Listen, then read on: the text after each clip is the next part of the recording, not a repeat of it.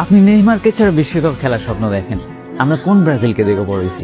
আমরা সেই ব্রাজিলকে দেখে পড়েছি যে ব্রাজিলের গোলকিপার ছিল জুলিয়াস সিজার, যে ব্রাজিলের ফুলব্যাক ছিল মার্সেলো এন্ড দানি আলভেজ, যে ব্রাজিলের ডিফেন্ডার ছিল Thiago Silva and David Luiz, যে ব্রাজিলের অ্যাটাকিং মিডফিল্ডার ছিল অস্কার, যে ব্রাজিলের লেফট উইঙ্গার ছিল নেইমার, স্ট্রাইকার ছিল ফ্রেড, যে ব্রাজিলের রাইট উইঙ্গার ছিল পাওয়ার শুটার হাল্ক, যে ব্রাজিলের ডাগআউটে ছিলেন লুইস ফিলিপে স্কলারি, যিনি কিনা ব্রাজিলকে শেষবার বিশ্বকাপ জিতাইছিলেন এবং শেষবার বিশ্বকাপের সেমিফাইনালে নিয়ে গেছিলেন, যিনি কিনা পর্তুগালের মতো দলকে বিশ্বকাপের সেমিফাইনালে নিয়ে গেছিলেন এবং প্রথমবারের মতো তাদেরকেই ইউরোর ফাইনালে নিয়ে গেছিলেন। আমরা সেই ব্রাজিলকে দেখে পড়েছি যে ব্রাজিল প্রাইম স্পেনকে একদম ধুলোয় মিশিয়ে দিয়েছিল। আমরা সেই ব্রাজিলকে দেখে পড়েছি যেই ব্রাজিল কিনা স্পেনের আধিপত্য ভেঙে কনফেডারেশন কাপ জিতেছিল। আমরা সেই ব্রাজিলকে দেখে পড়েছি।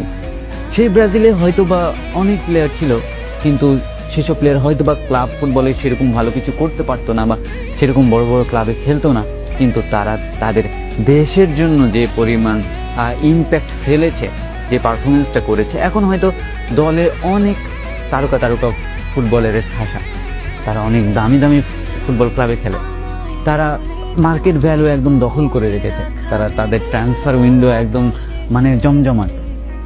সেসব প্লেয়াররা থাকার পরেও যখন ব্রাজিলের এই অবস্থা হয়, তখন কি বা বলার থাকে?